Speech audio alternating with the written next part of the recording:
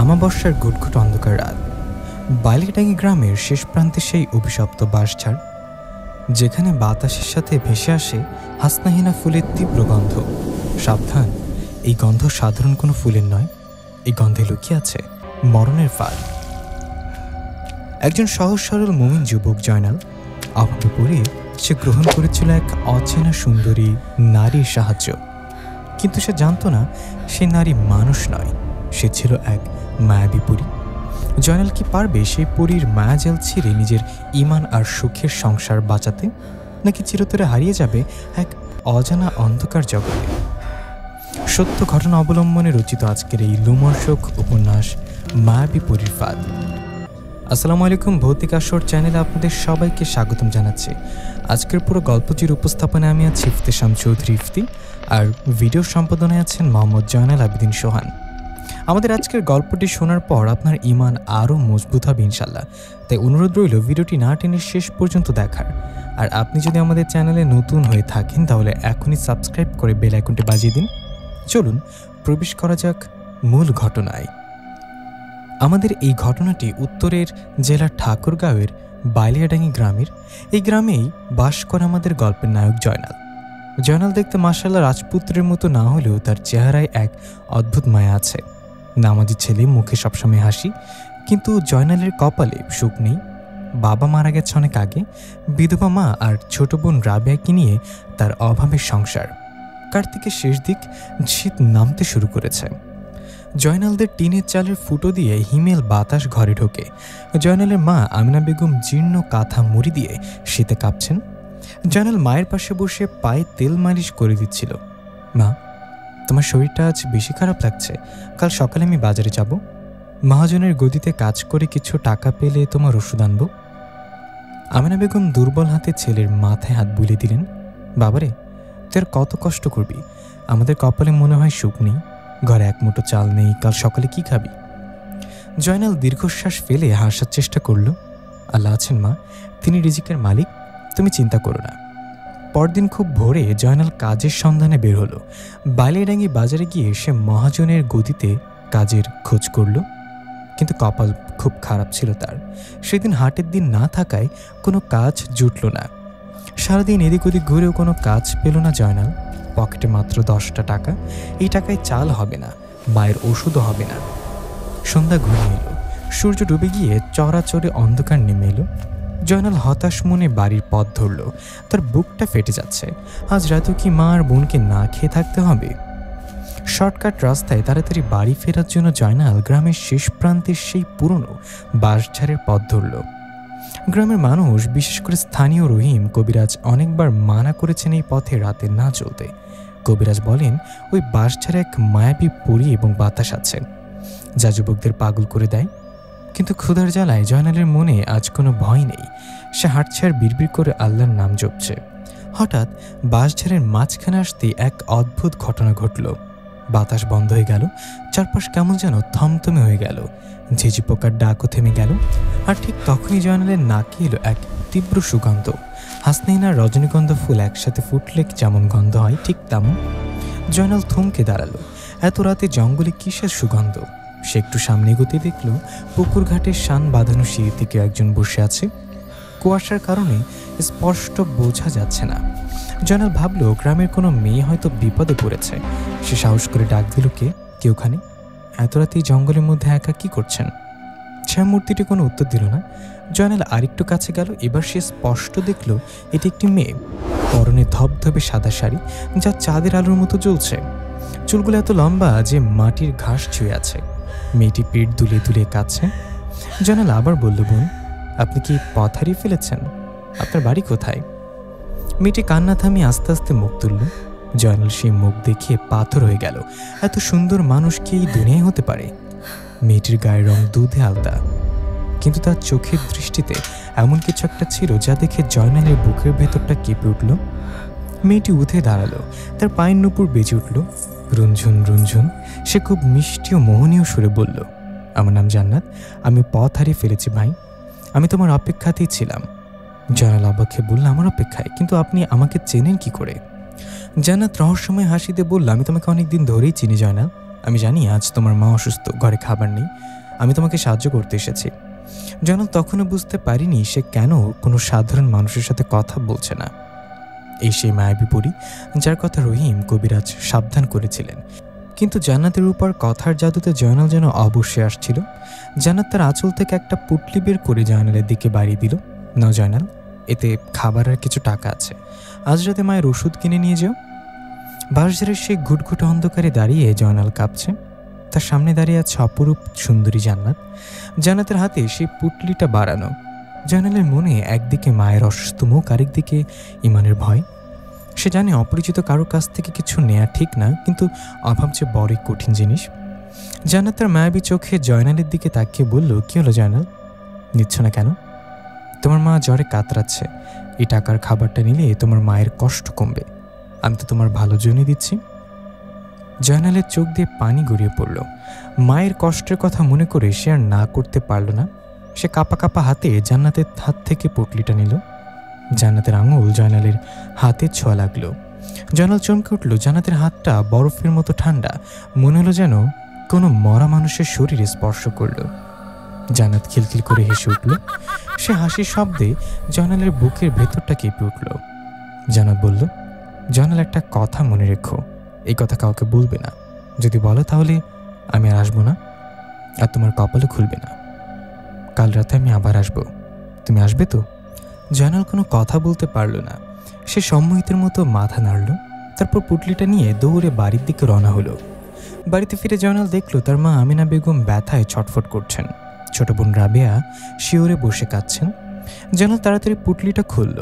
ভেতরে গরম গরম বিরিয়ানি আর পোলাও, এমন সুঘ্রাণ বের হলো যে পুরো ঘর মোমো করতে লাগলো। আর খাবারের নিচে চকচক করে বেশ কিছু টাকা। জয়নাল মাকে মিথ্যা বলল, মা ওঠো, এক বড়লোক মহাজন আমাকে কাজ দিয়েছিল, সে খুব খুশি হয়েছে আর খাবারের টাকাটা দিয়েছে, আর চিন্তা নেই মা। সেদিন রাতে জয়নাল, তার মা আর বোন খুব তৃপ্তি করে খেল। কি অদ্ভুত ব্যাপার হলো, খাবার খাওয়ার পর থেকে জয়নালের শরীরটা কেমন যেন ভারী হয়ে গেল। তার আর ঈশান নামাজ পড়তে ইচ্ছা করল না। সে ক্লান্ত হয়ে ঘুমিয়ে পড়ল। পরদিন সকালবেলা জয়নাল বাজারে যাচ্ছে মায়ের ওষুধ কিনতে। তার পকেটে পরিত দেওয়া টাকা। জয়নালের শরীর থেকে আজ একটা অদ্ভুত ফুলের গন্ধ বেরোচ্ছে। সে নিজেও সেটা বুঝতে পারছে না, কিন্তু অন্যরা পাচ্ছে। রাস্তার মোড়ে চায়ের দোকানে বসেছিলেন গ্রামের প্রবীণ অভিজ্ঞ রহিম কবিরাজ। রহিম কবিরাজ ভালো মানুষ, তবে জিন ভূত তাড়ানোর বিদ্যা তার জানা আছে। জয়নাল যখন দোকানদারের সামনে দিয়ে যাচ্ছিল, তখন রহিম কবিরাজের নাকে সেই তীব্র সুগন্ধ এসে লাগল। কবিরাজ চমকে উঠলেন, কিরে, এই গন্ধ তো সাধারণ কোনো আতরের গন্ধ না। তিনি ডাক দিলেন, জয়নাল, ও জয়নাল, এদিকে আয় তো বাবা। জয়নাল থমকে দাঁড়ালো। সে রহিম কবিরাজকে একটু ভয় পায়, কাছে গিয়ে সালাম দিল। জি চাচা, ডাকছেন? রহিম কবিরাজ জয়নালের চোখের দিকে তাকালেন। জয়নালের চোখ দুটো কেমন যেন লাল হয়ে আছে, আর চোখের নিচে কালো দাগ। কবিরাজ জয়নালের হাতটা ধরলেন, নাড়ি টিপে দেখলেন। জয়নালের শরীর অস্বাভাবিক গরম। কবিরাজ গম্ভীর গলায় বললেন, জয়নাল, গতরাতে তুই কোন পথে বাড়ি ফিরছিলি? জয়নাল তোতলামি করে বলল, কেন চাচা, ওই যে ওই বাঁশঝাড়ের রাস্তা দিয়ে। কবিরাজ আঁতকে উঠলেন, বাঁশঝাড়ের রাস্তা? তোকে না কতবার মানা করেছে ওই পথে যাবি না? সত্য করে বল, কাল রাতে তোর সাথে তোর কার দেখা হয়েছিল? তোর গা থেকে হাসনিনা ফুলের গন্ধ আসছে কেন? জয়নাল ভয় পেয়ে গেল। পরীর সেই সতর্কবাণী তার মনে পড়ে গেল। কাউকে বলো না। সে মিথ্যা বলল না চাচা, কারোর সাথে দেখা হয়নি, আর গন্ধটা হয়তো কোনো সস্তা আতরের। এই বলে জয়নাল দ্রুত সেখান থেকে চলে গেল। রহিম কবিরাজ জয়নালের যাওয়ার পথের দিকে তাকিয়ে দীর্ঘশ্বাস ফেললেন। বিড়বিড় করে বললেন, ছেলেটা মিথ্যা বলল, ওর ঘাড়ে বড় বিপদ চেপেছে। ওই বাঁশঝাড়ের খবিশ পরীটা ওর কিছু করেছে বা পিছু নিয়েছে। ছেলেটাকে বাঁচাতে হবে, নইলে ও শেষ হয়ে যাবে। ওদিকে জয়নাল বাজার থেকে ওষুধ কিনে বাড়ি ফিরল, কিন্তু তার মনে পড়ে আছে সেই বাঁশঝাড়ে। কখন রাত হবে, কখন সে আবার জান্নাতের কাছে যাবে, এই চিন্তায় সে অস্থির হয়ে উঠল। জয়নাল জানে না সে নিজের অজান্তেই মৃত্যুর দুয়ারে পা বাড়িয়ে দিয়েছে। সন্ধ্যা নামার সাথে সাথে জয়নালের মনের ভিতর এক অদ্ভুত অস্থিরতা শুরু হলো। তার শরীর ঘামছে, হাত পা কাঁপছে। তার মনে হচ্ছে কেউ যেন তাকে চুম্বকের মতো টানছে সেই বাঁশঝাড়ের দিকে। বাড়িতে মা আমিনা বেগম ভাত রান্না করছেন। তিনি ছেলেকে ডাকলেন, বাবা জয়নাল, আয় খেয়ে নে, তুই তো সারাদিন কিছু খাসনি। জয়নাল মায়ের দিকে এমনভাবে তাকালো যেন সে মাকে চিনতে পারছে না। তার চোখ দুটো ঘোলাটে। সে কর্কশ গলায় বলল, আমার খিদে নেই মা, তোমরা খেয়ে নাও, আমি একটু বাইরে যাব। মা অবাক হয়ে বললেন, এত রাতে আবার কোথায় যাবি? কালও তো সারা রাত বাইরে ছিলি। জয়নাল কোনো উত্তর দিল না। সে ঘরের কোণে থেকে একটা চাদর নিয়ে বেরিয়ে পড়ল। মা পেছন থেকে ডাকতে থাকলেন, কিন্তু জয়নাল শুনল না। জয়নাল যখন সে পুরনো বাঁশঝাড়ের কাছে পৌঁছালো তখন রাত গভীর। গ্রামের সব আলো নিভে গেছে, শুধু বাঁশঝাড়ের ভিতর থেকে এক অদ্ভুত নীলচে আলো বেরোচ্ছে, আর সেই তীব্র সুগন্ধ যা জয়নালকে পাগল করে দিচ্ছে। জয়নাল হাঁপাতে হাঁপাতে পুকুর ঘাটে গেল। জান্নাত, জান্নাত, তুমি কোথায়? হঠাৎ ওপর থেকে খিলখিল হাসির শব্দ শোনা গেল। জয়নাল মাথা তুলে দেখল জান্নাত বাঁশঝাড়ের মগডালে বসে পা দোলা খাচ্ছে। এত উঁচু ডালে কোনো মানুষ চড়তে পারে না, কিন্তু জয়নালের মাথায় তখন ভালো মন্দ বিচার করার বুদ্ধি নেই। জান্নাত চোখের পলকে নিচে নেমে এলো, একদম জয়নালের খুব কাছে। আজ তাকে আরও বেশি সুন্দর লাগছে। তার গলায় সোনার হার, হাতে হীরের চুড়ি। সে গয়নার আলোয় জয়নালের চোখ ধাঁধিয়ে গেল। জান্নাত জয়নালের কাঁধে হাত রাখল। জয়নাল, তুমি এসেছ? আমি জানতাম তুমি আসবে, তোমাকে ছাড়া আমারও যে ভালো লাগে না। জয়নাল মন্ত্রমুগ্ধের মতো বলল, জান্নাত, তুমি কে? তুমি কি চাও আমার কাছে? কাল সারা রাত আমি ঘুমাতে পারিনি, শুধু তোমার কথাই মনে পড়েছে। জান্নাত জয়নালের কানের কাছে মুখ নিয়ে ফিসফিস করে বলল, আমি তোমাকে ভালোবাসি জয়নাল, আমি তোমাকে গরিবের জীবন থেকে মুক্ত দিতে চাই। তুমি যদি আমার হও তবে আমি তোমাকে রাজার মতো রাখবো। তোমার কোনো অভাব থাকবে না, কষ্ট থাকবে না, শুধু একটাই শর্ত, তোমাকে আমার সাথে চলে যেতে হবে। জয়নাল চমকে উঠল। চলে যেতে হবে? কোথায়? আমার মা, আমার বোন, তাদের কি হবে? জান্নাত একটু রাগ দেখালো। তার চোখ দুটো মুহূর্তের জন্য লাল হয়ে গেল। তুমি আমাকে বিশ্বাস করো না? আমি তোমার মাকে দেখব, অফুরন্ত ধন সম্পদ দিয়ে দেব, কিন্তু তোমাকে আমার রাজ্যে যেতে হবে। বলো, তুমি আমাকে বিয়ে করবে? জয়নাল দোটানায় পড়ে গেল। একদিকে মায়ের মমতা, আরেকদিকে জান্নাতের এই মায়াবী রূপ আর সম্পদের লোভ। জান্নাত তখন জয়নালের চোখের দিকে তাকে এক মায়ের মন্ত্র ছুড়ে দিল।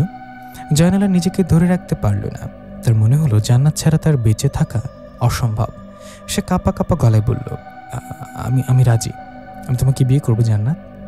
জান্নাত খুশিতে হেসে উঠল। তবে তাই হোক, আগামী অমাবস্যার রাতে আমাদের বিয়ে হবে, এই বাঁশঝাড়ে বাসর হবে। কিন্তু সাবধান জয়নাল, এই কয়দিন তুমি কোনো মসজিদে যাবে না, নামাজ পড়বে না, আর ভুলেও রহিম কবিরাজের কাছে যাবে না। যদি যাও তবে আমি তোমাকে আর তোমার পরিবারকে ধ্বংস করে দেব। জয়নাল ঘোরের মধ্যে মাথা নাড়ল। আমি যাব না, আমি কারোর কথা শুনবো না। জান্নাত জয়নালকে আবার এক পুটলি সোনার মোহর দিল। জয়নাল সেই মোহর নিয়ে যখন বাড়ি ফিরল তখন শেষ রাত, ফজরের আজান হচ্ছে। অন্যদিকে আজান শুনলে জয়নাল দৌড়ে মসজিদে চলে যায়, কিন্তু আজ আজানের শব্দ তার কানে ব্যথা হতে লাগলো। মনে হলো কেউ তার কানে গরম সীসা ঢেলে দিচ্ছে। সে কানে বালিশ চাপা দিয়ে শুয়ে পড়ল। সকালবেলা রহিম কবিরাজ গ্রামের রাস্তা দিয়ে হাঁটছিলেন। জয়নালদের বাড়ির পাশ দিয়ে যাওয়ার সময় তিনি থমকে দাঁড়ালেন। তিনি দেখতে পেলেন জয়নালদের টিনের চালের উপর কালো মেঘের মতো একটা ছায়া বসে আছে, আর বাড়ির ভেতর থেকে এক অশুভ বাতাস বেরোচ্ছে। কবিরাজ বিড়বিড় করে বললেন, সর্বনাশ, ছেলেটা তো ফাঁদে পা দিয়ে ফেলেছে। এই শয়তান পরীটাকে ওকে বিয়ে করার পায়তারা করছে। জিনের সাথে মানুষের বিয়ে হলে সেই মানুষ আর বাঁচে না। আজই আমাকে কিছু একটা করতে হবে, নইলে জয়নালের লাশটাও পাওয়া যাবে না। সে এখন আর স্বাভাবিক মানুষ নেই, আর গ্রামের রহিম কবিরাজ তার বাড়িতে এসে সে অদৃশ্য শক্তির সামনাসামনি হবে। পরীর সাথে বিয়ের কথা পাকা হওয়ার পর থেকে জয়নাল আর ঘর থেকে বের হয় না। সে সারাদিন ঘরের দরজা বন্ধ করে অন্ধকারে বসে থাকে। তার মা আমিনা বেগম ডাকলে সে পরশুর মতো গর্জন করে ওঠে। যে ছেলে আগে মায়ের পায়ের আওয়াজ পেলে উঠে দাঁড়াতো, আজ সেই ছেলে মাকে চিনতেই পারছে না। আর সকাল থেকে জয়নালের মা খুব কাঁদছেন। জয়নাল 3 দিন ধরে গোসল করে না, ভাত খায় না, শুধু বিড়বিড় করে কার সাথে যেন কথা বলার মাঝে মাঝে খিলখিল করে হেসে ওঠে। মেয়েরা যেমন হাসে। অবস্থা বেগতিক দেখে আমিনা বেগম ছোট মেয়ে রাবেয়াকে দিয়ে গ্রামের রহিম কবিরাজকে ডেকে পাঠালেন। রহিম কবিরাজ সংবাদ পেয়ে বুঝতে পারলেন ঘটনা অনেক দূর গড়িয়েছে। তিনি তার ঝুলি, তসবিহ সহ আরও কিছু পড়ার পানি নিয়ে জয়নালদের বাড়িতে এলেন। কবিরাজ যখন জয়নালদের উঠানে পা দিলেন তখনই জয়নাল ঘরের ভেতর থেকে বিকট চিৎকার দিয়ে উঠল, কে কে আসছে? ওকে যেতে বলো, আমার কাছে যেন না আসে। রহিম কবিরাজ আমিনা বেগমকে ইশারা করলেন চুপ থাকতে। তিনি ধীর পায়ে জয়নালের ঘরের দরজার সামনে গিয়ে দাঁড়ালেন। ভেতর থেকে একটা পচা মাংসের গন্ধ বেরোচ্ছে, আবার পর মুহূর্তে তীব্র সুগন্ধ। কবিরাজ দরজায় টোকা দিয়ে বললেন, জয়নাল বাবা, আমি রহিম চাচা, দরজাটা খোল, তোকে একটু দেখতে এসেছি। ভেতর থেকে জয়নাল ভারী গলায় উত্তর দিল, কিন্তু এই গলা জয়নালের নিজের না। মনে হলো অন্য কেউ কথা বলছে। তুই কেন এসছিস বুড়ো? তুই চলে যা। জয়নাল এখন আমার, ওর উপর তোর কোনো অধিকার নেই। কবিরাজ বুঝলেন জয়নালের উপর সেই খবিশপরি জান্নাত পুরোপুরি ভর করেছে। তিনি সাহস হারালেন না। তিনি দরজার বাইরে দাঁড়িয়ে উচ্চস্বরে সূরা জিন পাঠ করতে শুরু করলেন। কবিরাজের তেলাওয়াত শুনে ঘরের ভেতর তোলপাড় শুরু হয়ে গেল। মনে হলো জয়নালের ঘরের জিনিসপত্র সব ভেঙে ফেলেছে। সে আর্তনাদ করে বলতে লাগলো, থামা, তোর পড়া থামা, আমার শরীর জ্বলে যাচ্ছে, আমি জয়নালকে মেরে ফেলবো, থামা। আমিনা বেগম ছেলের কষ্ট সহ্য করতে না পেরে কবিরাজের পা জড়িয়ে ধরলেন। ভাই, আপনি পড়া থামান, আমার ছেলে তো মরে যাবে, ও কত কষ্ট পাচ্ছে দেখুন। রহিম কবিরাজ পড়া থামালেন। তিনি ঘামছেন। তিনি আমিনা বেগমকে বললেন, শোন বোন, তোর ছেলের ঘাড়ে মারাত্মক বাতাস লেগেছে। ওই বাঁশঝাড়ের পরীটা ওকে বিয়ে করতে চায়। আগামী অমাবস্যার রাতে যদি ওদের বিয়ে হয়ে যায় তবে জয়নালকে আর বাঁচানো যাবে না। জয়নাল চিরতরে হারিয়ে যাবে ওই অন্ধকার জগতে। আমিনা বেগম কেঁদে বললেন, তাহলে উপায়? আমার ছেলেকে বাঁচান। কবিরাজ তার ঝুলি থেকে একটা তাবিজ আর এক বোতল পড়া পানি বের করলেন। এই পানিটা কৌশলে জয়নালকে খাইয়ে দিবি, আর এই তাবিজটা বালিশের নিচে রাখবি। এটা থাকলে ওই পরি জয়নালের কাছে ভিড়তে পারবে না। আমি কাল আবার আসবো, বড় কোনো প্রস্তুতি নিয়ে। কবিরাজ চলে যাওয়ার পর আমিনা বেগম ভাতের সাথে মিশে সেই পানি পড়া জয়নালকে খাওয়াতে গেলেন। জয়নাল অন্ধকারে বসেছিল। তার চোখ দুটো জলজল করছে বিড়ালের চোখের মতো। মা প্লেটটা এগিয়ে দিয়ে বললেন, বাবা একটু খেয়ে নে। জয়নাল প্লেটটা হাতে নিল, কিন্তু মুখে তোলার আগেই সে বিকট শব্দে প্লেটটা ছুঁড়ে মারল। তুই আমাকে ধোঁকা দিচ্ছিস, এর মধ্যে কবিরাজের পানি মিশিয়েছিস, আমি খাবো না। জয়নাল মাকে ধাক্কা দিয়ে ঘর থেকে বের করে দিয়ে দরজা বন্ধ করে দিল। আমিনা বেগম উঠোনে বসে কপাল চাপড়াতে লাগলেন। রাত গভীর হলো। জয়নাল ঘরের কোনায় বসে আছে। হঠাৎ জানালার গ্রিল গলে ধোঁয়ার মতো ঘরে ঢুকল জান্নাত। আজ তার রূপ ভয়ঙ্কর। তার চুলের গুলো এলোমেলো, চোখ দিয়ে আগুনের ভাটা বেরোচ্ছে। জান্নাত জয়নালের গলা টিপে ধরল। তুই এই বুড়ো কবিরাজকে কেন আসতে দিলি? তুই কথা দিয়ে কথা রাখিস নি জয়নাল, তোকে শাস্তি পেতে হবে। জয়নাল শ্বাস নিতে পারছে না, সে ছটফট করছে। আমাকে মাফ করে দাও জান্নাত, আমি ডাকিনি, মা ডেকেছিল। জান্নাত জয়নালকে ছেড়ে দিল, তারপর ফিস ফিস করে বলল, আর মাত্র 2 দিন বাকি। অমাবস্যার রাতে আমি আসবো, তোকে নিয়ে যাবো আমার দেশে। সেখানে কেউ আমাদের আলাদা করতে পারবে না। তৈরি থাকিস জয়নাল। জান্নাত চলে গেল, কিন্তু জয়নালের শরীরের বিভিন্ন জায়গায় নখের আঁচড়ের দাগ রেখে গেল। জয়নাল সেই দাগগুলোর দিকে তাকিয়ে ভয় কাঁপতে লাগলো। সে কি পারবে এই মায়াজাল ছেড়ে বের হতে, নাকি অমাবস্যার রাতেই তার জীবন শেষ হয়ে যাবে? এই পর্বে আমরা দেখব রহিম কবিরাজ জয়নালকে বাঁচানোর জন্য বাড়ির চারপাশ বন্ধ করার ব্যবস্থা করবেন, কিন্তু দুষ্টু জিনপরি জান্নাত কি এত সহজে ছেড়ে দেবেন? সে তার শয়তানি শক্তি দিয়ে বাধা দেওয়ার চেষ্টা করবে। এই পর্বটি বেশ লোমর্ষক হবে। অমাবস্যার আসতে আর মাত্র 1 দিন বাকি। বাইলেডাঙ্গি গ্রামে জয়নালদের বাড়িতে এখন যুদ্ধের প্রস্তুতি চলছে। তবে এই যুদ্ধ কোনো মানুষের সাথে নয়, এই যুদ্ধ এক অদৃশ্য অশুভ শক্তির সাথে। রহিম কবিরাজ ফজরের নামাজের পরপরই জয়নালদের বাড়িতে এলেন। আজ তার হাতে বড় একটা ঝুলি।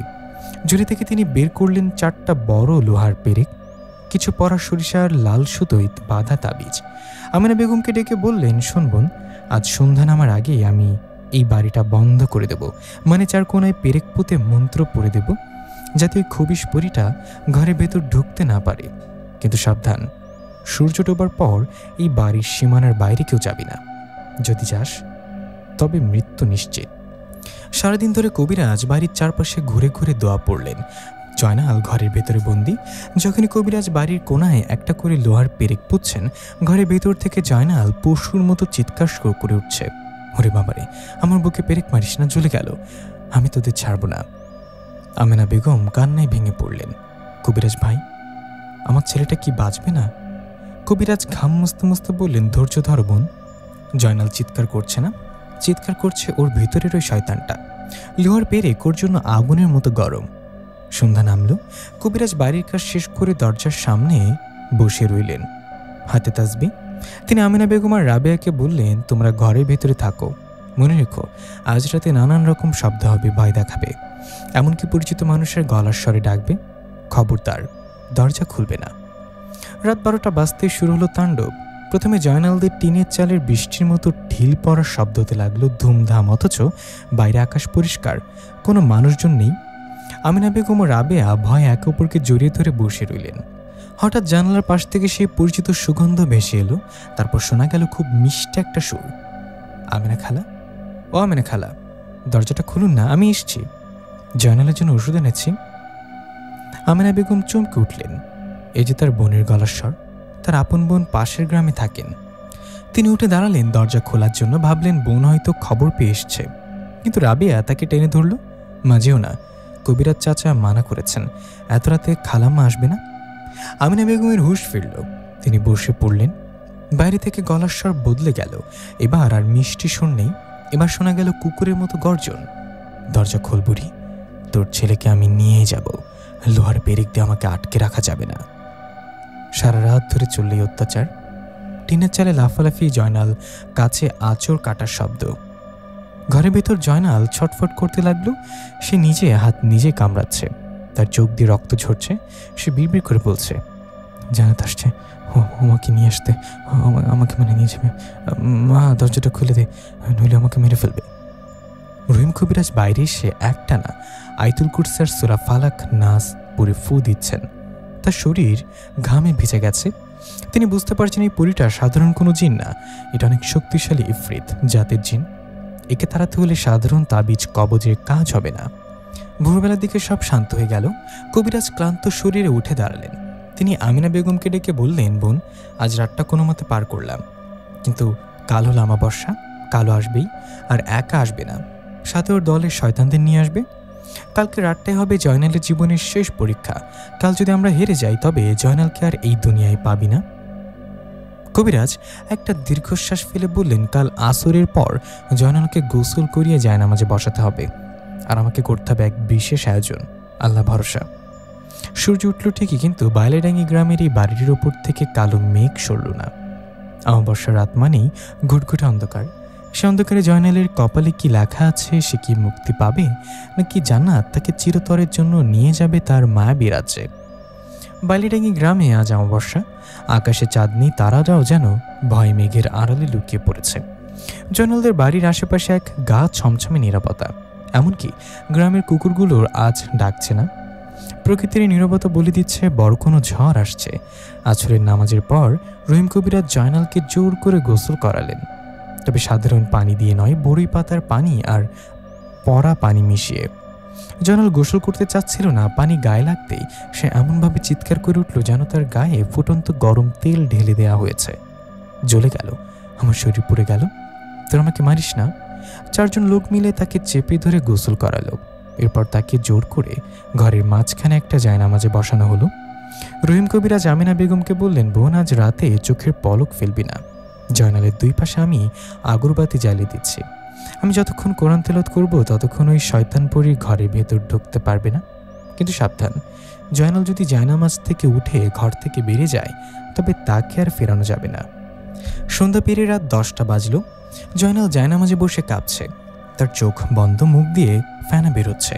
হঠাৎ ঘরের বাইরের বাতাস গরম হয়ে উঠল। টিনের চালের উপরে কে যেন ধপাস করে লাফ দিল। তারপর শুরু হলো সেই পরিচিত নূপুরের শব্দ, রুনুঝুনু রুনুঝুনু। তবে আজ আর সেটা মিষ্টি লাগছে না, মনে হচ্ছে মৃত্যুটা ঘন্টা বাজছে। জানলার বাইরে থেকে জয়নালের গলা শোনা গেল, তবে আজ আর সেই মায়াবী সুর নেই। আজ তার গলা যেন ভাঙা কাঁসার মতো কর্কশ। রহিম, ও রহিম, তুই আমার বরের গায়ে গরম পানি ঢেলেছিস, তোর এত বড় সাহস, আজ তোকে আমি জ্যান্ত চিবিয়ে খাবো। জয়নালকে ছাড়, আজ আমাদের বিয়ে। কবিরাজ চোখ বন্ধ করে উচ্চস্বরে সূরা সাফফাত তেলাওয়াত শুরু করলেন। কবিরাজের তেলাওয়াত যত জোরে হচ্ছে বাইরের গর্জন তর্জন তত বাড়ছে। মনে হচ্ছে এখনই ঝড় এসে ঘরটা উড়িয়ে নিয়ে যাবে। হঠাৎ ঘরের চার কোনায় পুঁতে রাখা লোহার পেরেকগুলো ঠকঠক করে নড়তে শুরু করলো। মাটির নিচ থেকে যেন ভূমিকম্প হচ্ছে। জয়নাল হঠাৎ চোখ খুলল। তার চোখ দুটো সম্পূর্ণ কালো, চোখের মনি নেই। সে বিকট স্বরে হেসে উঠল, হি হি হি হি। সে মায়ের দিকে তাকিয়ে বলল, মা, ও মা, জান্নাত এসেছে, লাল শাড়ি পরে এসছে, পালকি নিয়ে এসছে আমাকে নিতে। আমাকে যেতে দে মা, আমি যাব। জয়নাল জায়নামাজ ছেড়ে উঠতে চাইল।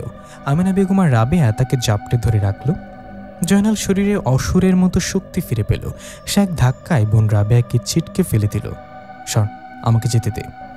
রহিম কবিরাজ দেখলেন অবস্থা খারাপ। তিনি ঝুলি থেকে এক মুঠো পরা সরিষা বের করে জয়নালের মুখের উপর ছুঁড়ে মারলেন। আল্লাহু আকবার বলে তিনি চিৎকার দিলেন। সরিষাগুলো জয়নালের গায়ে লাগতেই আগুনের ফুলকির মতো জ্বলে উঠল। জয়নাল ওরে বাপরে বলে ধপাস করে মেঝের ওপর পড়ে গেল। সে ব্যথায় কাতরাতে লাগলো। আমাকে পুড়িয়ে দিলি, আমি তোকে ছাড়ব না বুড়ো। বাইরে তখন জান্নাতের রাগ চরম সীমানায়। সে ঘরের বেড়া ধরে টানাটানি শুরু করলো। বাঁশের বেড়াগুলো মরমর করে ভাঙার শব্দ হচ্ছে। আমিনা বেগম ভয় কালেমা পড়তে শুরু করলেন। কবিরাজ বললেন, ভয় পাবি না বোন, ইমান শক্ত কর। ও শুধু ভয় দেখাতে পারবে, কিন্তু আল্লাহর কালামের বেষ্টনী ভেদ করে ভেতরে ঢুকতে পারবে না। কিন্তু শয়তান তো সহজে হার মানে না। জান্নাত এবার শেষ চাল চালল। হঠাৎ ঘরের ভেতর জয়নালের ছোট বোন রাবেয়ার দিকে এক কালো ছায়া এগিয়ে গেল। রাবেয়া চিৎকার করে উঠল, মা আমাকে বাঁচাও, কে যেন আমার গলা টিপে ধরছে। সবাই জয়নালকে নিয়ে ব্যস্ত ছিল। রাবেয়ার দিকে খেয়াল করেনি জান্নাত ঘরের বাইরে থেকে জয়নালকে নিতে না পেরে এবার জয়নালের বোনের উপর আক্রমণ করছে। রাবেয়া শ্বাস নিতে পারছে না, তার চোখ উল্টে যাচ্ছে। জয়নাল মেঝের ওপর পড়ে হাসছে। জয়নালকে না দিলে তোর মেয়েকে নিয়ে যাব। আজ একটা লাশে বাড়ি থেকে বের হবেই। রহিম কবিরাজ মহাবিপদে পড়লেন। তিনি জয়নালকে সামলাবেন নাকি রাবেয়াকে বাঁচাবেন? যদি তিনি জায়গা ছেড়ে ওঠেন তবে জয়নাল পালিয়ে যাবে, আর যদি না ওঠেন তবে রাবেয়া মারা যাবে। আমাবস্যার এই কালো রাতে অন্ধকার মানবী এই গ্রামের ছোট্ট ঘরটিতে এখন জীবন মৃত্যুর লড়াই চলছে। ঘরের এক কোনায় জয়নালের ছোট বোন রাবেয়া গলার কাছে হাত দিয়ে ছটফট করছে। তার চোখ উল্টে যাচ্ছে, নিঃশ্বাস নিতে পারছে না। অদৃশ্য এক শক্তি তাকে শ্বাসরোধ করে মেরে ফেলতে চাইছে। আমিনা বেগম মেয়ের অবস্থা দেখে পাগলের মতো চিৎকার করছেন, কবিরাজ ভাই, আমার মেয়ে মরে গেল, ওকে বাঁচান। রহিম কবিরাজ মহাবিপদে। তিনি যদি এখন জয়নালের সামনে থেকে সরে গিয়ে রাবেয়াকে বাঁচাতে যান তবে জয়নাল সুযোগ পেয়ে ঘর থেকে বেরিয়ে যাবে, আর একবার বের হলেই ওই পরী তাকে তুলে নিয়ে যাবে। কবিরাজ চোখের পলকে এক সিদ্ধান্ত নিলেন। তিনি নিজের জায়গা থেকে নড়লেন না। পাশে রাখা পড়া পানির বোতলের মুখটা খুলে তিনি বিসমিল্লাহ বলে রাবেয়ার দিকে সজোরে পানি ছিটিয়ে দিলেন। সাথে সাথে উচ্চস্বরে পড়লেন, না হাওলা ওয়ালা কুওয়াতা ইল্লা বিল্লাহ। পড়া পানি রাবেয়ার গায়ে লাগতেই মনে হলো আগুনের ছ্যাঁকা লাগলো। ঘরের কোনায় থাকা কালো ছায়াটা এক বিকট চিৎকার দিয়ে মিলে গেল। রাবেয়া জোরে একটা নিঃশ্বাস নিয়ে কাশতে শুরু করলো, মাগো আমি বেঁচে আছি। বাইরে থেকে জান্নাতের গর্জনে মাটি কাঁপছে। বুড়ো, তুই আমার শিকার কেড়ে নিলি, এবার দেখ আমি কি করি।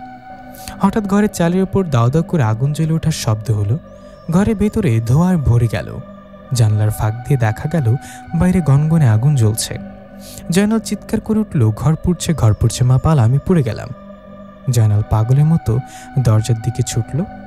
আমিনা বেগমও আগুনের ভয়ে দিশেহারা হয়ে দরজার দিকে এগোতে চাইলেন, কিন্তু রহিম কবিরাজ গর্জন করে উঠলেন, দাঁড়ান, কেউ নড়বেন না।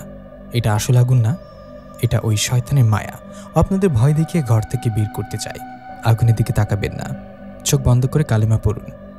কবিরাজের কথা আমিনা বেগম থমকে দাঁড়ালেন। তিনি ভালো করে তাকিয়ে দেখলেন ধোঁয়া আছে ঠিকই, কিন্তু আগুনের কোনো তাপ নেই। তিনি বুঝলেন এটা ধোঁকা, কিন্তু জয়নাল তো আর স্বাভাবিক নেই। তার চোখে আগুন আসল। সে মায়ের হাত ছাড়িয়ে দরজার খিল খুলে ফেলল। আমি থাকবো না, আমি বের হব। জয়নাল দরজায় হাত করে খুলে দিল, আর দরজা খুলতেই জয়নাল, আমিনা বেগম আর রহিম কবিরাজ সবাই পাথর হয়ে গেল। দরজার ওপাশে কোনো আগুন নেই, সেখানে দাঁড়িয়ে আছে জান্নাত, কিন্তু তার সেই সুন্দরী রূপ আর নেই। তার শরীরটা পোড়া কাঠের মতো কালো, চুলগুলো সাপের মতো কিলবিল করছে, আর চোখ দুটো জ্বলন্ত কয়লার মতো লাল। তার উচ্চতা এত বেশি যে মাথাটা ঘরের চাল ছাড়িয়ে গেছে। জান্নাত তার লম্বা হাড় জিরজিরে হাত বাড়িয়ে দিল জয়নালের দিকে, আর জয়নাল, আয় আমার বুকে আয়। জয়নাল সম্মানিতের মতো সেই ভয়ঙ্কর মূর্তির দিকে এগিয়ে যেতে লাগলো। তার মুখে হাসি, জান্নাত তুমি এসেছ। রহিম কবিরাজ বুঝলেন তাবিজ বা পানি দেওয়ার কাজ হবে না, এখন দরকার চূড়ান্ত আঘাত। তিনি তার ঝুলি থেকে একটা পুরনো মরিচা ধরা লোহার ছাওড়া বের করলেন। এই ছোড়াটা তিনি মক্কা শরীফ থেকে এনেছিলেন এবং তাতে বিশেষ আয়াত খোদাই করা আছে। কবিরাজ দৌড়ে গিয়ে জয়নালের জামার কলার ধরে তাকে পেছন থেকে টান দিলেন, আর ডান হাতের ছোড়াটা দিয়ে বাতাসের মধ্যে জান্নাতের দিকে লক্ষ্য করে কোপ মারলেন। ইয়া আল্লাহ, শয়তানকে ধ্বংস করো। ছোড়াটা কোপটা যদিও শূন্যে লাগলো, কিন্তু মনে হলো সেটা জান্নাতের গায়ে গিয়ে বিঁধল। জান্নাত এমন এক আকাশ ফাটানো চিৎকার দিল যে গ্রামের মানুষ ঘুমের মধ্যে কেঁপে উঠল। তুই আমাকে আঘাত করলি, আমি আসছি, আমি ঘরের ভেতর আসছি। জান্নাত আবার আর বাইরে দাঁড়িয়ে থাকলো না। সে দরজার চৌকাঠ ডিঙিয়ে ঘরের ভেতর পা দিল। সাথে সাথে ঘরের চার কোনায় পুঁতে রাখা পেরেকগুলো আগুনের মতো জ্বলে উঠল। কিন্তু জান্নাতের রাগ এত বেশি যে সে আগুনের বাধা গ্রাহ্য করল না। ঘরের ভেতরে এখন এক সাক্ষাৎ যমদূত দাঁড়িয়ে আছে। তার নিঃশ্বাসে পচা লাশের গন্ধ। সে জয়নালের হাত ধরে হ্যাঁচকা টান দিল। জয়নাল হাওয়ায় ভেসে জান্নাতের কাছে চলে গেল। আমিনা বেগম চিৎকার করে জ্ঞান হারালেন। রহিম কবিরাজ একাই দাঁড়িয়ে রইলেন আল্লাহর উপর ভরসা করে। তিনি কি পারবেন এই শক্তিশালী ইফরিত জিনের হাত থেকে জয়নালকে ছিনিয়ে আনতে, নাকি জয়নাল আজ চিরতরে হারিয়ে যাবে? ঘরের ভেতর তখন নরক গুলজার। জয়নালের হাত ধরে হ্যাচকা টান দিচ্ছে ভয়ঙ্কর দর্শনার্থী জিন জান্নাত। জয়নাল যেন এক কাঠের পুতুল। সে কোনো বাধাই দিচ্ছে না, বরং তার মুখে সেই শয়তানি হাসি লেগে আছে। রহিম কবিরাজ দেখলেন জয়নাল তার হাতের নাগাল থেকে বেরিয়ে যাচ্ছে। জান্নাতের গায়ে হাত দেওয়ার শক্তি কোনো মানুষের নেই, কারণ তার শরীর থেকে আগুনের ভাব বেরোচ্ছে। কবিরাজ তার হাতের সেই লোহার ছোড়াটা দিয়ে জান্নাতের দিকে কোপ মারতে গেলেন, কিন্তু জান্নাত তার বাম হাত দিয়ে এক ঝাপটা দিল। দৌড়াবুড়ো। জান্নাতের হাতের ধাক্কায় রহিম কবিরাজ ছিটকে গিয়ে ঘরের বেড়ার উপর পড়লেন। তার কপাল কেটে রক্ত বেরোতে লাগলো। ব্যথায় তিনি গোঙাতে লাগলেন, কিন্তু সাহস হারলেন না। তিনি দেখলেন জয়নাল দরজার চৌকাঠ পার হয়ে উঠানে চলে গেছে, আর এক পেগলেই জয়নাল বাড়ির সীমানার বাইরে চলে যাবে, আর তখন তাকে ফেরানোর সাধ্য কারোর থাকবে না। কবিরাজ বুঝলেন গায়ের জোরে শয়তানের সাথে পারা যাবে না। শয়তানকে তাড়াতে হলে আল্লাহর সবচাইতে বড় অস্ত্র প্রয়োগ করতে হবে। তিনি মাটি থেকে ওঠার চেষ্টা করতে করতে বুক ভরে শ্বাস নিলেন। তারপর বিকট চিৎকার করে ঘরের ভিতরেই আজান দেওয়া শুরু করলেন। নিস্তব্ধ রাতে কবিরাজের এই আজানের ধ্বনি যেন কামানের গোলার মতো কাজ করল। আজানের প্রথম শব্দ কানে যেতেই জান্নাত থমকে দাঁড়ালো। তার শরীরটা এমনভাবে কেঁপে উঠল যেন তাকে বিদ্যুতের শক দিয়েছে কেউ। সে জয়নালের হাত ছেড়ে দিয়ে কানে হাত দিয়ে চিৎকার করতে লাগলো, থামা, ওই আওয়াজটা থামা, আমার কষ্ট হচ্ছে, আমি সহ্য করতে পারছি না। কবিরাজ থামলেন না। তিনি আরও জোরে আজান দিতে লাগলেন, আশহাদু আল্লা ইলাহা ইল্লাল্লাহ। জান্নাতের শরীর থেকে কালো ধোঁয়া বেরোতে শুরু করলো। সে যন্ত্রণায় উঠানের মাটিতে গড়াগড়ি খেতে লাগলো, আর সে ভয়ঙ্কর রূপ আস্তে আস্তে ছোট হতে লাগলো। সে বুঝতে পারল এই পবিত্র ধ্বনি সামনে আর শয়তান টিকতে পারবে না। জয়নাল তখন উঠোনে দাঁড়িয়ে আছে, কিন্তু সে আর নড়ছে না। আজানের শব্দে তার ঘোর কাটতে শুরু করেছে।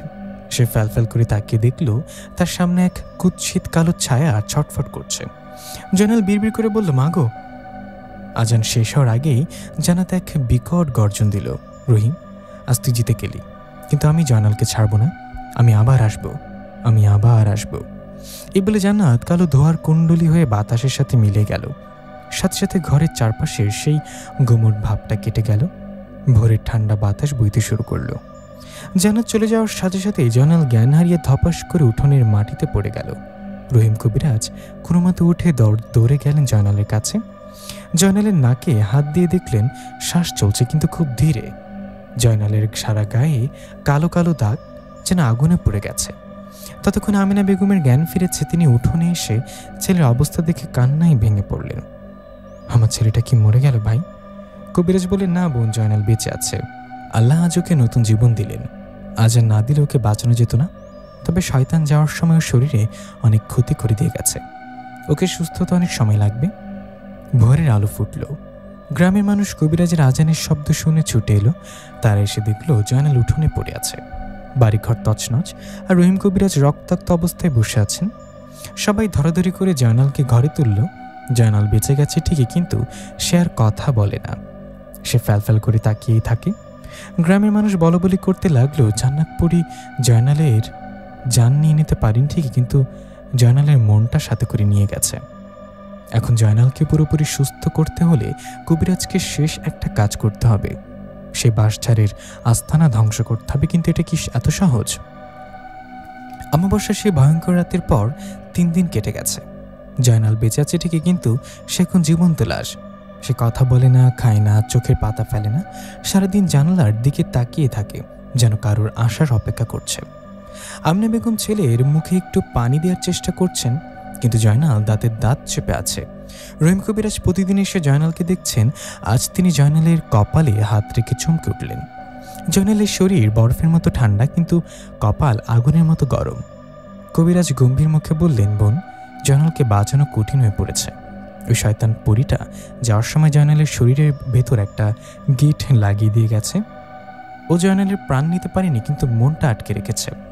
আমাদের এই বাস ছেড়ে যেতে হবে। আমার বিশ্বাস ওই পুকুর ঘাটের নিচে ও এমন কিছু লুকিয়ে রেখেছে যা দিয়ে জয়নালকে বশ করা হয়েছে। দুপুরবেলা সূর্যের কড়া রোদ, জিনভূতরা দিনের বেলা দুর্বল থাকে, তাই কবিরাজ এই সময়টাকেই বেছে নিলেন। গ্রামের সাহসী 4-5 জন যুবক সাথে নিলেন, তাদের হাতে কোদাল আর কুড়াল। আমেনা বেগমও সাথে যেতে চাইলেন, কিন্তু কবিরাজ মানা করলেন। দলটি যখন সেই পুরনো বাঁশঝাড়ের কাছে পৌঁছালো, তখন দিনের বেলাতেও জায়গাটা অন্ধকার হয়ে আছে। বিশাল বিশাল বাঁশঝাড় সূর্যের আলো আটকে রেখেছে, আর সে অদ্ভুত পচা ফুলের গন্ধটা আজও সেখানে ভাসে। কবিরাজ সবাইকে বললেন, সাবধান, কেউ ভয় পাবি না, আর আমি না বলা পর্যন্ত কেউ কোনো জিনিসে হাত দিবি না। কবিরাজ সোজা সেই শান বাঁধানো পুকুর ঘাটের কাছে গেলেন, যেখানে জয়নাল প্রথমবার জান্নাতকে দেখেছিল। কবিরাজ চোখ বন্ধ করে বিড়বিড় করে কিছু একটা পড়লেন, তারপর একটা নির্দিষ্ট জায়গা দেখিয়ে বললেন, এখানে খোঁড়, এই মাটির নিচে আসল রহস্য আছে। যুবকরা কোদাল দিয়ে মাটি খুঁড়তে শুরু করলো। মাটি জপজপে ভেজা, মনে হচ্ছে নিচ থেকে পানি চুইয়ে চুইয়ে উঠছে। প্রায় 3 হাত খোঁড়ার পর কোদালের আগায় শক্ত কিছুর বাড়ি লাগলো, ঠং। সবাই চমকে উঠল। মাটি সরিয়ে দেখা গেল সেখানে একটা পোড়া মাটির হাঁড়ি। হাঁড়ির মুখটা লাল কাপড় দিয়ে শক্ত করে বাঁধা, আর হাঁড়ির উপরে আরবি হরফের মতো দেখতে কিছু অদ্ভুত চিহ্ন আঁকা, যা মানুষের ভাষা নয়। কবিরাজ বললেন, খবরদার, কেউ খালি হাতে ধরবি না। তিনি নিজের গামছা দিয়ে পেঁচিয়ে হাঁড়িটা উপরে তুললেন। হাঁড়িটা উপরে তোলার সাথে সাথেই বাঁশঝাড়ের উপর দিয়ে এক ঝাঁক কাক বিকট শব্দে কাকা করে উড়ে গেল। বাতাসের গতি বেড়ে গেল। কবিরাজ বিসমিল্লাহ বলে হাঁড়ির মুখ খুললেন। ভেতরের দৃশ্য দেখে উপস্থিত সবার গা গুলি উঠল। হাঁড়ির ভেতর একটা ছোট্ট পুতুল, যা মোম দিয়ে বানানো। পুতুলটার গায়ে জয়নালের পরনের ছেঁড়া জামার টুকরো চড়ানো, আর পুতুলটার বুকে এবং মাথায় বড় বড় কাটা ফাটানো। পাশে পড়ে আছে কিছু মানুষের চুল আর হাড়। কবিরাজ দীর্ঘশ্বাস ফেলে বললেন, দেখেছিস, এ হলো সেই কুফরি কালাম। ওই শয়তান পরীটা জয়নালের চুল বা ব্যবহার করা কাপড় চুরি করেছিল। তারপর এই পুতুলের মাধ্যমে জয়নালকে কষ্ট দিচ্ছে। পুতুলের বুকে কাটা ফোটানো, তাই জয়নাল শ্বাস নিতে পারে না। মাথায় কাটা, তাই জয়নাল পাগল হয়ে গেছে। একজন যুবক ভয়ে ভয়ে বলল, এখন উপায় কি চাচা? কবিরাজ বললেন, এই পুতুলটাকে এখনই পোড়াতে হবে। এই পুত পুড়লে ওই শয়তানের কলিজা পুড়ে আর জয়নাল মুক্তি পাবে। কবিরাজ সেখানে আগুন জ্বালালেন। তারপর বিশেষ দোয়া পড়ে সেই জাদুর পুতুলটা আগুনের মধ্যে ফেলে দিলেন। পুতুলটা আগুনে পড়ার সাথে সাথে এক অবিশ্বাস্য ঘটনা ঘটল। মনে হলো পুতুলটা জীবন্ত মানুষের মতো নড়ে উঠল এবং আগুনের ভেতর থেকে এক চিকন কান্নার আওয়াজ বের হতে লাগল। একই সময় বাড়িতে জয়নাল হঠাৎ চিৎকার দিয়ে উঠলেন। সে বিছানা দিয়ে লাফ দিয়ে উঠে বমি করতে শুরু করলো। কিন্তু সে বমি সাধারণ নয়, আলকাতরার মতো কালো বমি। বাঁশঝাড়ে আগুন নিভে যাওয়ার পর দেখা গেল পুতুলটা গলে ছাই হয়ে গেছে। কবিরাজ আকাশের দিকে তাকিয়ে বললেন, আলহামদুলিল্লাহ, বাঁধন খুলে গেছে, জয়নাল এখন মুক্ত। সবাই যখন গ্রামে ফিরে এলো তখন বিকেল গড়িয়েছে। জয়নাল উঠোনে বসে আছে। তার শরীর দুর্বল, কিন্তু চোখে সেই শয়তানি ভাবটা আর নেই। সে মাকে জড়িয়ে ধরে কাঁদছে, মা আমি কোথায়, আমার খুব খিদে পেয়েছে মা। আমিনা বেগম ছেলেকে জড়িয়ে ধরে কাঁদতে লাগলেন। রহিম কবিরাজ ক্লান্ত শরীরে 1 গ্লাস পানি খেলেন। তিনি জানেন বড় বিপদ কেটে গেছে, কিন্তু একটা চিন্তা তাকে এখনো খোঁচা দিচ্ছে। জিনের প্রতিশোধ পরায়ণ হয়, জান্নাত পরীক্ষা এত সহজে হার মেনে নেবে নাকি শেষ আঘাত হানবে? জাদুর পুতুল পরানোর পর থেকে জয়নালের শরীর থেকে অভিশপ্ত জিনের আঁচড় কেটে গেছে। সে এখন সম্পূর্ণ স্বাভাবিক, তবে শরীরটা খুব দুর্বল। আমিনা বেগম নিজের হাতে ছেলেকে গরম ভাত মেখে খাইয়ে দিচ্ছেন। জয়নাল খাচ্ছে আর তার চোখ দিয়ে পানি পড়ছে। সে মাকে জড়িয়ে ধরে বলল, মা আমি কি কোনো খারাপ স্বপ্ন দেখছিলাম? আমার মনে হচ্ছে আমি অনেক দূরে কোথাও হারিয়ে গিয়েছিলাম। আমিনা বেগম আঁচল দিয়ে ছেলের মুখ মুছে বললেন, আল্লাহ তোকে ফিরিয়ে দিয়েছেন বাবা। ওই রহিম কবিরাজ ওসিলা মাত্র, আসল মালিক আল্লাহ। তুই আর কোনোদিন ওই বাঁশঝাড়ের দিকে যাবি না। রহিম কবিরাজ তখন উঠানে বসেছিলেন। তিনি জয়নালকে কাছে ডাকলেন। জয়নালের গলায় একটা লোহার তাবিজে কালো সুতো পরিয়ে দিলেন। শোন জয়নাল, শয়তান চলে গেছে ঠিকই, কিন্তু ওরা সুযোগ খোঁজে। তো এখন থেকে 5 ওয়াক্ত নামাজ পড়বি, আর ঘুমানোর আগে আয়াতুল কুরসি পড়বি। মনে রাখবি, যার বুকে আল্লাহর কালাম থাকে কোনো জিন পরি তার কোনো ক্ষতি করতে পারে না। জয়নাল কবিরাজের পা ছুঁয়ে সালাম করল। চাচা, আপনি না থাকলে আজ আমি বাঁচতাম না। আমি কথা দিচ্ছি আমি আর কখনো পথভ্রষ্ট হব না। 1 বছর পরের কথা। বাইলিয়াডাঙ্গি গ্রামের সুবিশপ্ত বাঁশঝাড় এখন আর নেই। গ্রামের মানুষ মিলে সেটা কেটে পরিষ্কার করে ফেলেছে। সেখানে এখন ফসলের ক্ষেত। জয়নাল এখন গ্রামের বাজারে ছোট্ট একটা কাপড়ের দোকান দিয়েছে। তার ব্যবসা আল্লাহ বরকত দিয়েছেন, তার অভাবের সংসার এখন সচ্ছল। আমিনা বেগম একদিন জয়নালকে বললেন, বাবা, সংসারে তো সুখ এলো, এবার আমার একটা স্বাদ আছে, আমি তোর বউয়ের মুখ দেখতে চাই, তোর জন্য একটা মেয়ে দেখেছি। জয়নাল লজ্জায় মাথা নিচু করে হাসল। তুমি যা ভালো মনে করো মা। আমিনা বেগম পাশের গ্রাম থেকে এক এতিম কিন্তু অত্যন্ত পরহেজগার মেয়ের সাথে জয়নালের বিয়ে ঠিক করলেন। মেয়েটি মাদ্রাসায় পড়েছে, দেখতো মাশাআল্লাহ চাঁদের মতো সুন্দর। বিয়ের দিন জয়নাল বাসর ঘরে ঢুকল। খাটের ওপর নতুন বউ বসে আছে। জয়নাল গিয়ে সামনে দাঁড়ালো। আপনার নামটা তো জানা হলো না। মেয়েটা ঘুমটা সরিয়ে লাজুক হাসলো, আমার নাম জান্নাত। জয়নাল চমকে উঠল। জান্নাত, এই নামটা শুনলেই তার বুকটা কেঁপে উঠত, কিন্তু আজ কেন জানি ভয় লাগলো না।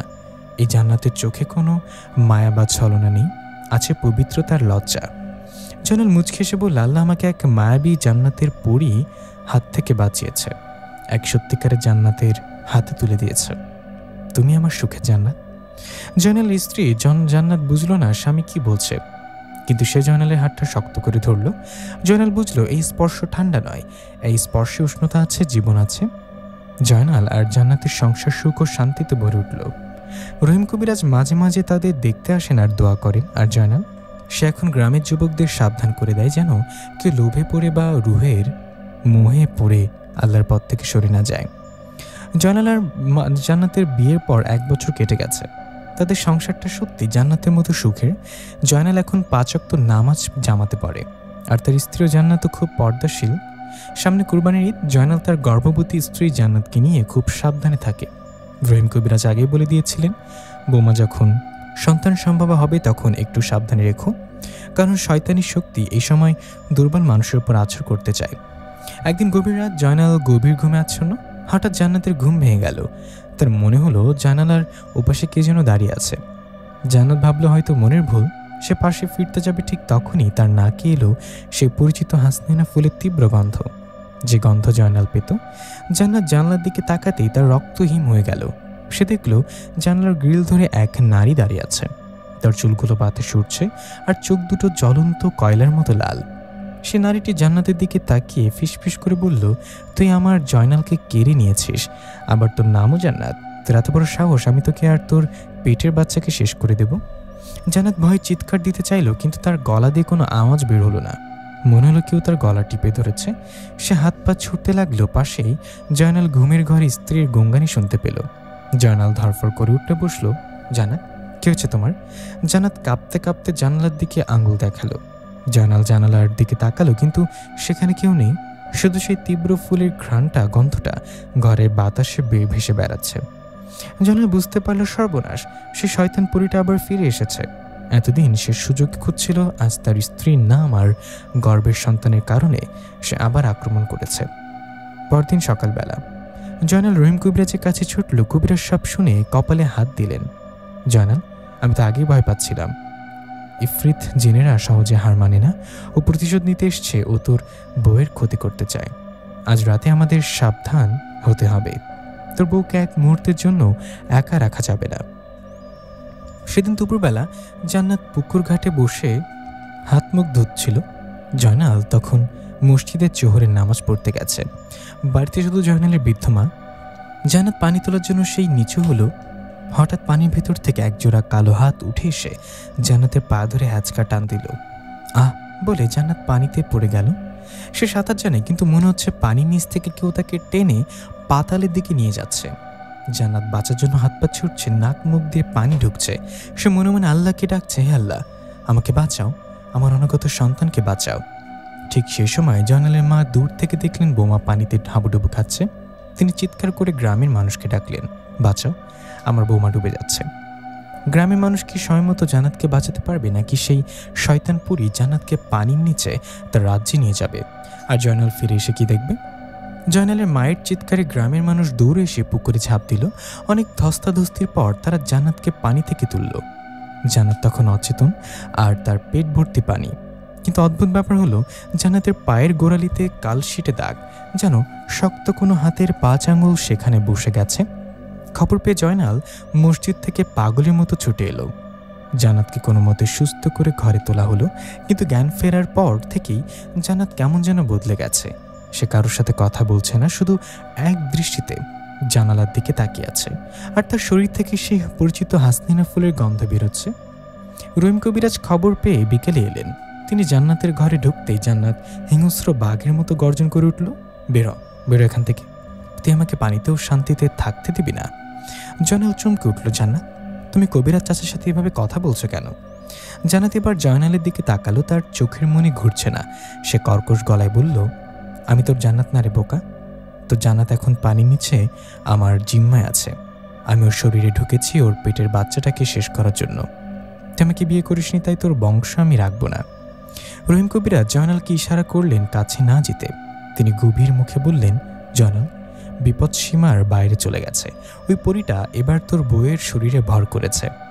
একে তাড়ানো খুব কঠিন, কারণ জোর জবরদস্তি করলে তোর বউ আর বাচ্চার ক্ষতি হয়ে যাবে। জয়নাল কেঁদে কবিরাজের পা ধরল, চাচা আমার জান্নাতকে বাঁচান, আমার জান্নাতকে বাচ্চাটাকে বাঁচান। কবিরাজ বললেন, একটা উপায় আছে। আজ রাতে আমাদের একটা কঠিন আমল করতে হবে। তোর বউকে জায়নামাজে বসে রাখতে হবে, আর আমি সারা রাত ধরে সূরা ইয়াসিন পড়ে ফু দেব। তবে সাবধান, মাঝরাতে অনেক ছলনা করবে, মায়া কান্না কাঁদবে। যদি মায়ায় পড়ে ওকে ছেড়ে দিস তবে সব শেষ। রাত নামলো। বাইলেডাঙ্গি গ্রামে আজ আবার সেই থমথমে পরিবেশ। জান্নাতকে জোর করে জায়নামাজে বসানো হয়েছে, তার দুই হাত পিঠ মোড়া করে বাঁধা, যাতে সে নিজের ক্ষতি করতে না পারে। কবিরাজ তেলাওয়াত শুরু করলেন। জয়নাল সামনে বসে আছে, তার হাতে তসবিহ। রাত 12টার দিকে জান্নাত হঠাৎ কান্না শুরু করলো। এবার আর কর্কশ গলা নয়, একদম জান্নাতের নিজের গলায় কান্না। ওগো শুনছো, আমার খুব কষ্ট হচ্ছে, আমার হাতটা খুলে দাও না, আমি আর নিঃশ্বাস নিতে পারছি না। তুমি কি চাও আমি মরে যাই? জয়নালের বুকটা ফেটে যাচ্ছে। সে কবিরাজের দিকে তাকালো। কবিরাজ চোখ বন্ধ করে মাথা নাড়লেন। খুলবি না, ওটা শয়তানের মাথা। জান্নাত এবার রেগে গেল। সে চিৎকার করে বলল, খুলবি না মানে? তবে দেখ। হঠাৎ ঘরের টিমটিমে বাতিটা দপ করে নিভে গেল। অন্ধকারের মধ্যে শোনা গেল জান্নাতের হাসির শব্দ আর নুপুরের আওয়াজ। মনে হলো ঘরের ভিতর একসাথে 10-12 জন মানুষ হাঁটাহাঁটি করছে। টিনের চালে ধুমধাম শব্দ হতে শুরু হলো। কবিরাজ অন্ধকারে চিৎকার করে বললেন, জয়নাল ভয় পাবি না, উচ্চস্বরে আজান দে, আজান দে। জয়নাল অন্ধকারের মধ্যেই দাঁড়িয়ে আজান শুরু করলো। আল্লাহু আকবার, আল্লাহু আকবার। আজানের ধ্বনি শুরু হতেই জান্নাত আর্তনাদ করে উঠল। জ্বলে গেল, আমার শরীর জ্বলে গেল, আমি থাকবো না, আমি চলে যাচ্ছি। হঠাৎ জান্নাতের মুখ দিয়ে এক দলা কালো রক্ত বেরিয়ে এলো। সে ধপাস করে জায়নামাজের উপর পড়ে জ্ঞান হারালো। সাথে সাথে ঘরের বাতিটা জ্বলে উঠল। কবিরাজ ঘাম মুছতে মুছতে বললেন, আলহামদুলিল্লাহ, বাচ্চার ক্ষতি করতে পারেনি, শয়তানটা পালিয়ে গেছে। তবে জানলে এই গ্রাম নিরাপদ নয়। ওই বাসঝাড় যতদিন আছে ও ফিরে আসার চেষ্টা করবে। জানাল তখন অচেতন স্ত্রীকে কোলে নিয়ে বসে আছে।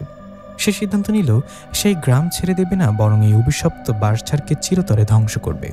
পরদিন সকালে গ্রামের মানুষ জয়নালের ডাকে একত্র হলো। তাদের হাতে কুড়াল আর দা। জয়নাল সবার আগে আজবের চূড়ান্ত ফয়সালা, হয় পুরী থাকবে, না হয় এই গ্রাম থাকবে।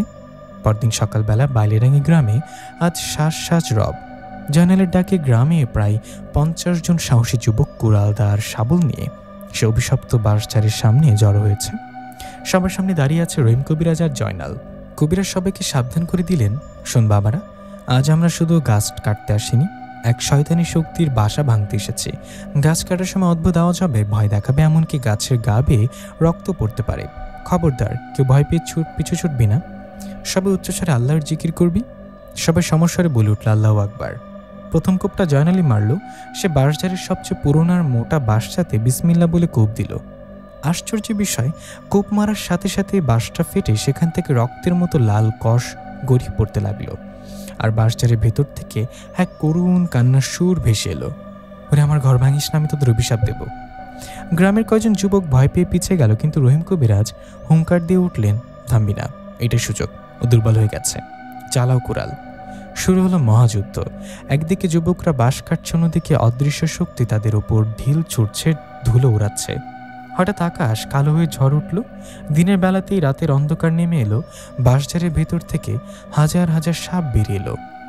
জয়নাল চিৎকার করে বলল, ভাইয়ারা ভয় পেও না, ওগুলো আসল সাপ না, ওগুলো মায়া, আল্লাহর নাম নিয়ে এগিয়ে চলো।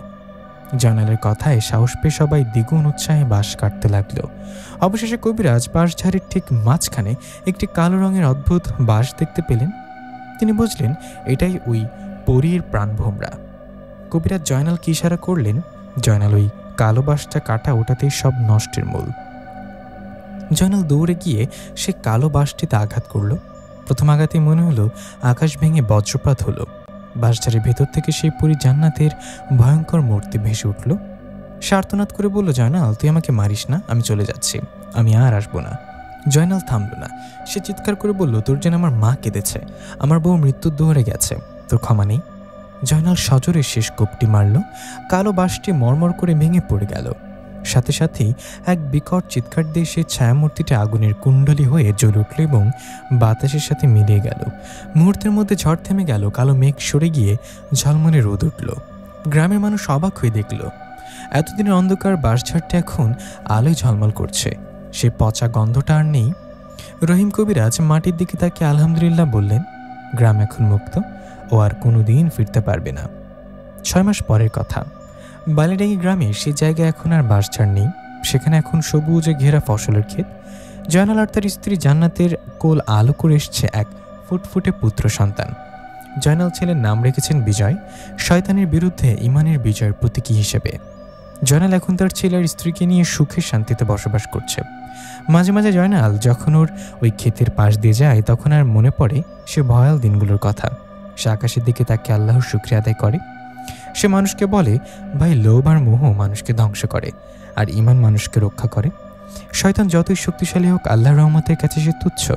এভাবেই বালিয়াডাঙ্গি গ্রামের মানুষের মনে আজও গেঁথে আছে সেই মায়াবী পরী আর সাহসী জয়নালের কাহিনী। বন্ধুরা, 13 পর্বের এই সত্য ঘটনা অবলম্বনে তৈরি গল্পটি এখানে শেষ হলো।